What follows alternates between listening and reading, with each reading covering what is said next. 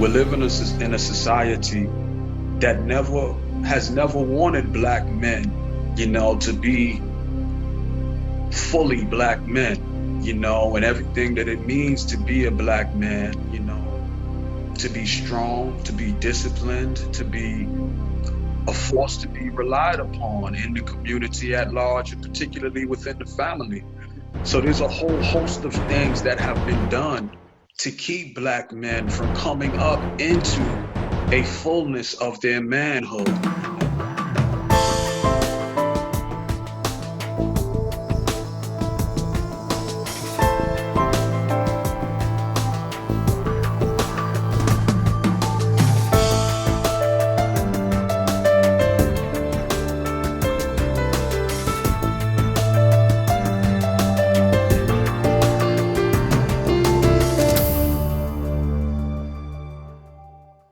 And black men, who have beaten the odds and have stood up in our neighborhoods and our community to strive to reclaim their positive presence within the black community and within the black family, have always been seen as a enemy, to be gotten rid of.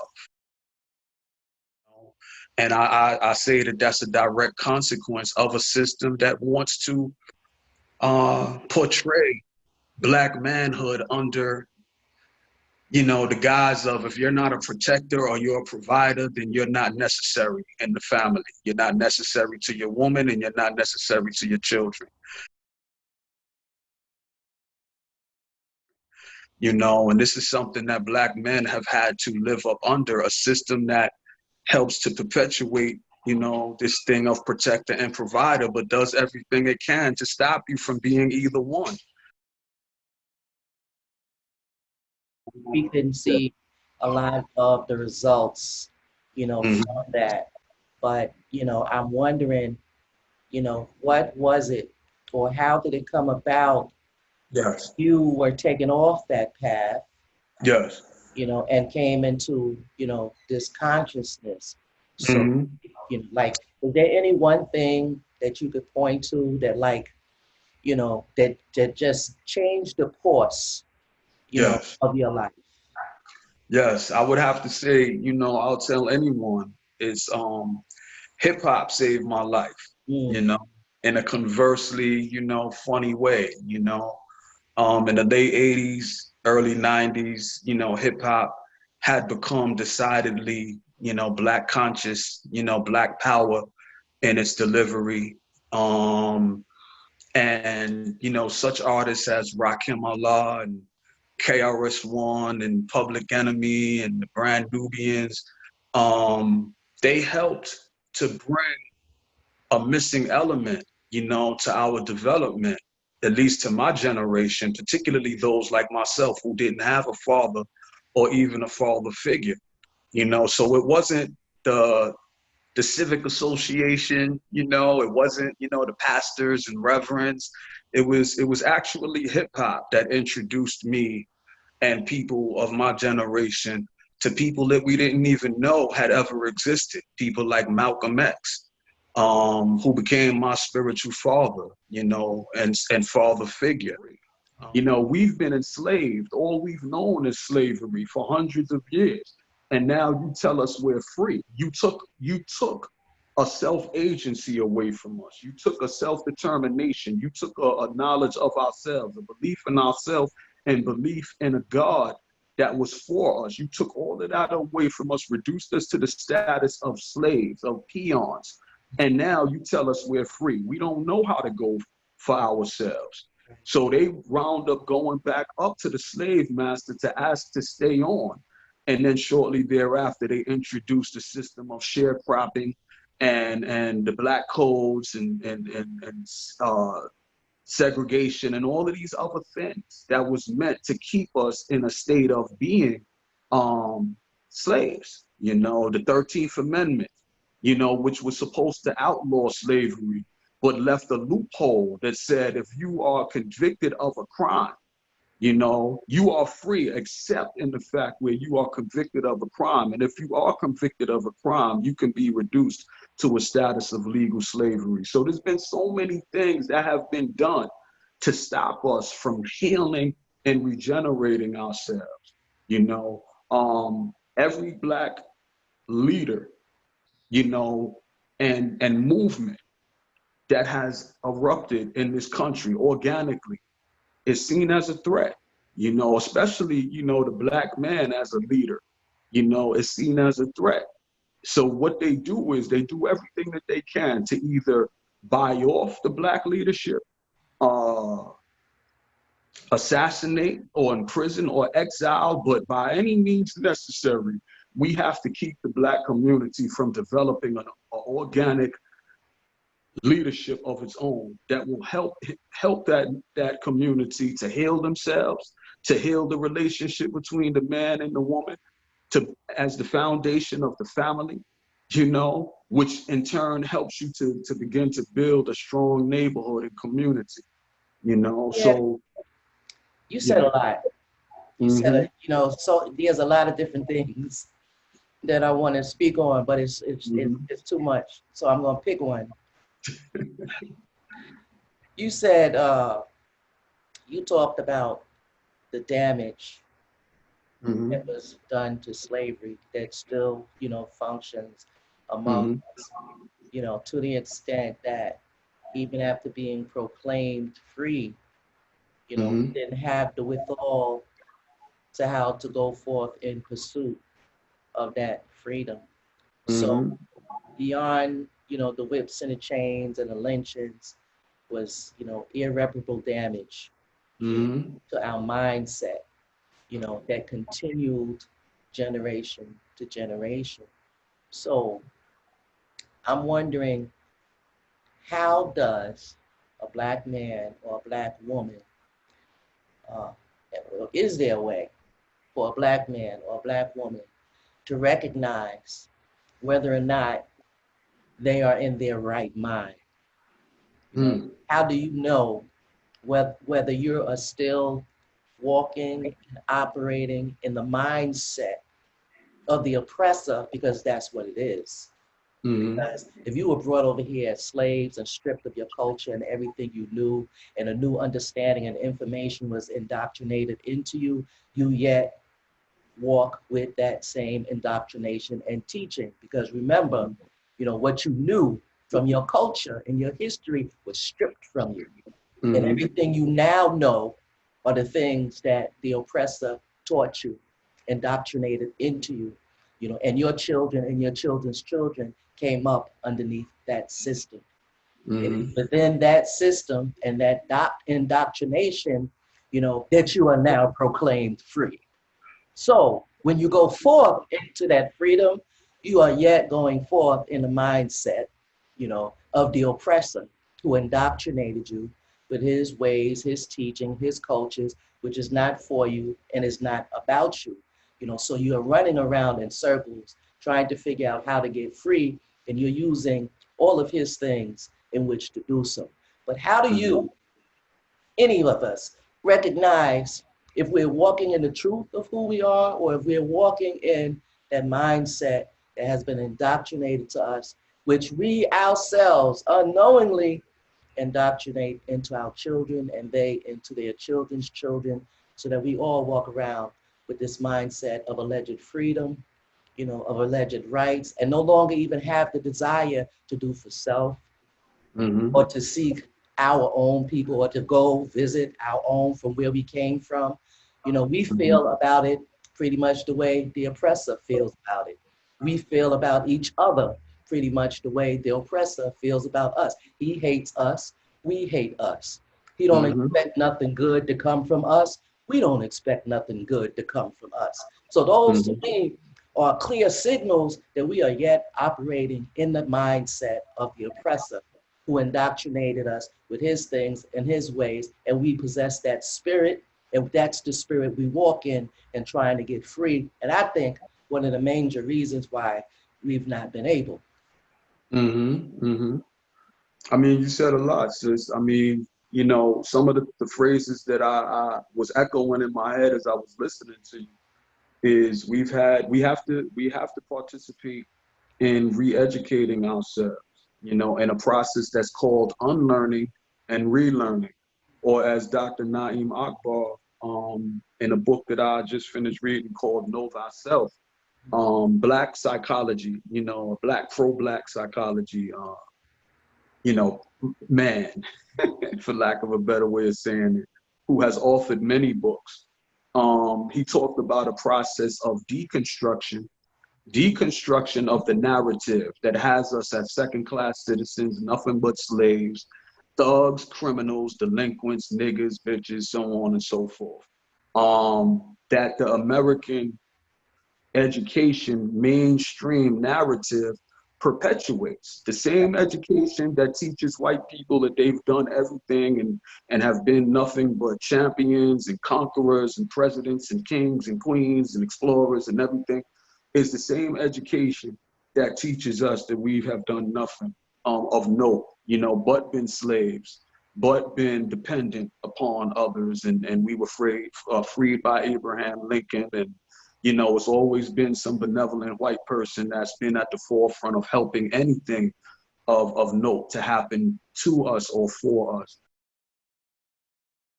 We have to be able to begin to unlearn that narrative and relearn the real narrative. We have to open ourselves up to learning from our greats, such as the Malcolm X's, the Marcus Garveys, the Booker T. Washingtons, the Huey P. Newtons, the Elijah Muhammads, the Sojourner Truths, the Harriet Tubmans.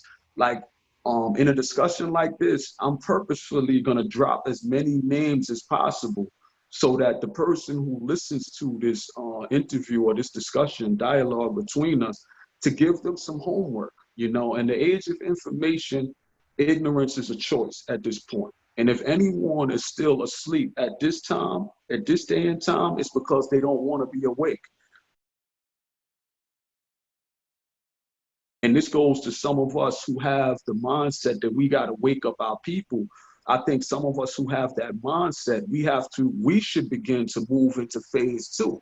And instead of trying to wake up people who have shown no inkling that they want to be awake, we have to begin to get with like minds and like spirits and like energies and begin to build what we know need to be built instead of continuing to wait for those who are supposedly still asleep, you know, for them to wake up. So having said that, I'm gonna take it back to the original question that I first asked you. Yeah. Is how does a Black man or a Black woman, you know, arrive at that type of consciousness? Is it something that you stumble upon? You know, is it something, you know, did you make a deliberate conscious effort, you know, that I'm going to research my history, I'm going to research my people, I'm going to get more into culture, you know, or is it something that you stumbled upon? You know, like, I'm trying to get to the root of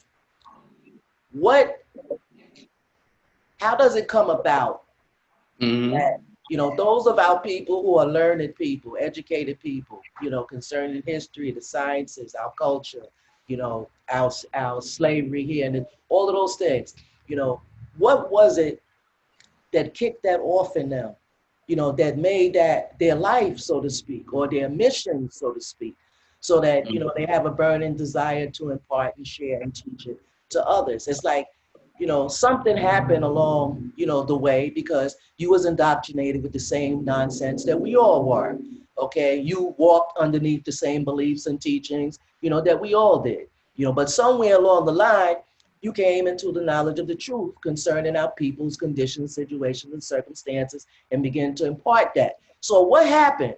How did it happen? Because I think that is key. That is the key. Not saying that everybody has the same interruption of life, because that's basically what it was. You was on one journey and that got cut off, and you got brought into the knowledge of the truth and began, you know, going in a different direction. So I'm focusing on that because I think if we understand what that is, or maybe how that comes about, you know, maybe we can understand the process that is needed for our people, because people don't ordinarily, okay, I think I'm going to do a study on slavery today, or because we're too vested in the system. That's right. Okay, we depend on or are made to, willingly or not, on the system for our livelihood, for our sustenance. You know, we don't just go off to the side and be like, I'm not doing that no more. I'm doing this. I'm in black. Something occurred.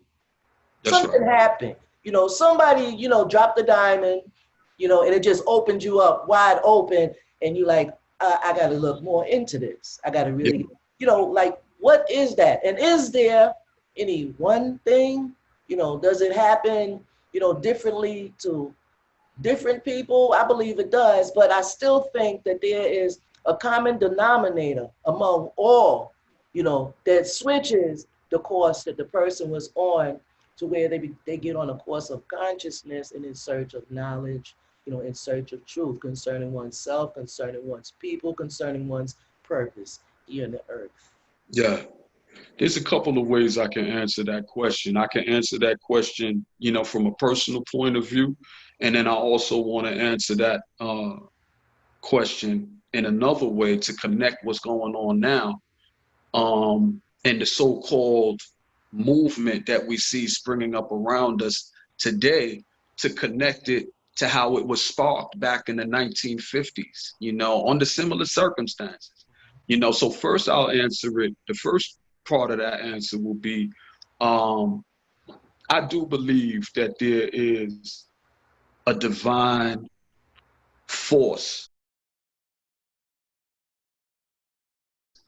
you know, and people have different names for this divine force. I like to use the term the spirit of love, the eternal spirit of love and truth that some call God. This is what I like to say a lot of times. And people have other names for the creative force. And I believe that we're all born for a reason, that it takes us some time. Sometimes it takes us a little while to grow into that ultimate purpose for ourselves. I'll say for myself, I didn't become conscious until I was in my early 20s, but I was always a book reader and I always loved history, and I read and I read and I read and I read. When I was in the seventh grade, I was already reading at a college level. I didn't have an example in front of me to teach me how to use that love for reading in an empowering way, but I always had that ability. So when they say something like when the student is ready, the teacher will appear. So the student became ready in the late 80s, early 90s, and the teacher the teacher appeared in the form of Brother Minister Malcolm X through his autobiography, and I read that book, and that reading that book made me feel like I had lived the first 20 years of my life in a dark room where no sun had ever shined. And the first 20 years of my life was me groping around. You ever get up in the middle of the night, you need to go to the bathroom or something like that, and you tripping and stumbling over things, trying to, get your bearings. This is what the first 20 years of my life was like. But the person who existed in darkness saw a great light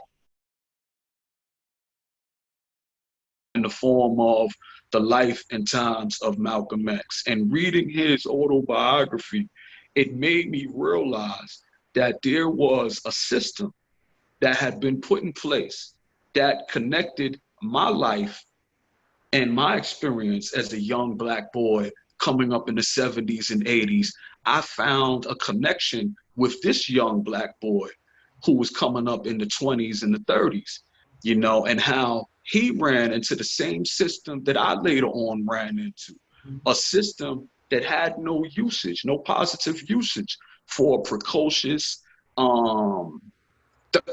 thirsty, for knowledge and thirsty to make something out of himself. He told his teacher he wanted to become a lawyer. He was told that a lawyer is not a good professional preoccupation for a nigger. For him, And yes. and he was and that turned out his desire to continue to be educationally excellent in school for him. Now, 50 years later, I, a lover of learning, who took the citywide test in the seventh grade, And by that time, I had already got roped up into being thrown in special ed because of behavioral reasons. Oh man, talk You about know? it. Oh man. So, Oh man. so you have somebody who was in special ed Mm. who took the citywide test and scored a 12.9 in the 7th grade. Talk 12.9 about it. in 12th Oh grade, my gosh. in 12th grade, 9th month. That meant that I scored on the level of somebody who was graduating high school in the 7th grade. Now, do you think that somebody said, wait a minute, why is someone in the 7th grade who we put in special ed and they're reading at a college level? Something's wrong here. You Heck know, wait a yeah. minute. You know, Heck yeah. no, they Heck took yeah. me out of the class. They took me out of the class. They patted me on my back and sent me right back to the class. You Whoa. know, To the they didn't special ed class to the special ed class. after you took the test. After I took the test and scored a 12.9, 12th year, 9th month, he's reading at a college degree level in the 7th grade. There was no intervention, performed. My mom still feels bad. My mom feels bad sometimes that, and a lot of mothers feel bad that because so many black boys, precocious young black boys, learning that watered down or that you can even call it racist curriculum, that a lot of our schools um, program our children under, and it's no wonder why a lot of our kids begin to rebel and begin to play hooky and drop out when you're teaching them nothing of themselves. Right. You know? School has a way of making our children think that they're stupid, that That's there's right. a problem, that something is wrong with you that That's right. inhibits your ability to learn. That's right. Okay. So they come out of school thinking they have something wrong with them That's right. because it seems like everybody else can get it and learn. Why can't I? That's Something about the curriculum and the way they go about it leaves you feeling like you're the problem. That's right. Okay. That's right. You got an issue with comprehending. You got an That's issue right. with learning. I'm so glad that you shared that. Mm-hmm. Because Let me just finish this part up right quick, sis. So the autobiography of Malcolm, what it did for me is it freed me from the ungodly weight of believing that something was wrong with me and something is wrong with us. It identified the fact that there has been, is, and will continue for some time to come to be a system of racism, a system of white supremacy, a system of white skin privilege, which has, again, conversely, created a mind of inferiority, of a belief in ourselves, of our own inferiority and our own dependency. So instead of us creating a culture amongst us that will help us to elevate ourselves so that we can use our minds, use our bodies, use our votes, use our economic power collectively to begin to carve out neighborhoods of our own, the way the Italians do, the way the Koreans do, the way everybody else has been able to do. We have created or participated in a subculture of crime, a subculture of drugs and addiction, a subculture of hustling and doing all types of other activities that don't elevate us, but has us participating in our own downfall. So reading the autobiography of Malcolm helped me to separate what has happened from us from the responsibility now to take it upon myself as a awakened, responsible black man to do something about it. There has to be a differentiation made between blame and responsibility, because right now we blame ourselves for all that's wrong in our communities. And the blame is not ours. The blame is the system's. The responsibility is ours. See, there's a difference between break it blame and down, make it responsibility. plain. So when I was able, reading the autobiography, identifying the fact that there's a system that hurt Malcolm and is now 60 years later hurting me, and not to mention the tens of thousands of other children who fell through the cracks in between those two extremes. It freed me from having to labor under the ungodly weight of believing that I was inferior, of believing that there's something wrong with me, believing that there's something wrong with us. Freed from that weight, I became free to begin to take responsibility over my life. And ever since then, I committed myself then in the early 90s that from that here on out, my life is in my hands to refashion. And I wanted to be like Malcolm. I wanted to be like Huey P. Newton. I wanted to be like Elijah Muhammad. So for the last almost 30 years of my life, I've been striving to live up to the responsibility to continue to educate myself and to teach as many people as I could, to help them to begin to have the same confidence in themselves, knowing the true narrative of what was done to us and being free from, believing that we can be nothing. Now existing, in the full light of the sun and the full freedom of knowing who we are and knowing who they are and knowing that we can be better than that, So that's to finish that off. So in that regard, would you say the statement or the quote or the scripture is true, that the truth has set you free? Most certainly. Most certainly. The truth is something, and we were talking about this before, we need to restate it, for this discussion that we're recording. The truth is something that the individual has to submit and commit themselves to forming an intimate relationship with. Me being able to tell Black people the history that I just recited doesn't necessarily make Black people collectively free. But if they take it upon themselves, hearing this type of conversation that we're having, to now recommitting themselves to unlearning what they were taught and relearning from some of the people that we've been voicing admiration for, if they commit themselves to reading the autobiography with purpose, because they want to be free the same way and experience the same freedom that I experienced. If they then take it upon themselves after that, well, let me read about Marcus Garvey and learn about his Universal Negro Improvement Association, or let me learn about Booker T. Washington and how he was born a slave, but by the time he died, he helped to usher in the Tuskegee Institute, that is still a powerful college that's present right here in this day.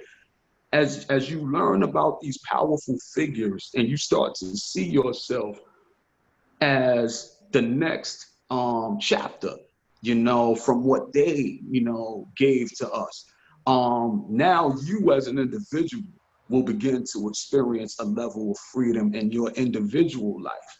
And we need Black people at this point in time to see themselves in that individual state of empowerment. I don't want Black people to get absorbed in this mindset that my life is only as important as me giving it to a particular movement to be, for somebody else to tell me what I need to do next. That's not what this is about. That's not what that freedom is about.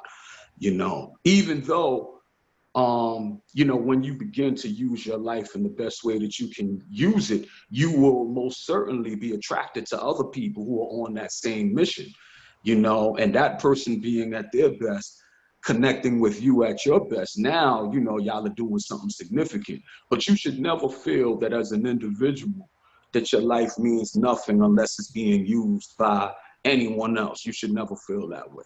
I agree. Mm-hmm. So let's talk about reparations.